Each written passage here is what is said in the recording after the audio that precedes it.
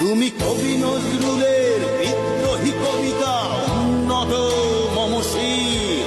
তুমি রক্তের কালিতে লেখা নাম সাত শ্রেষ্ঠ বীর। তুমি সুরের পাখি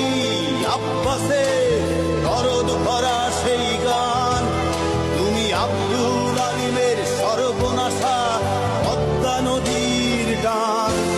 তুমি সুফিয়া কামালের কাব্য ভাষা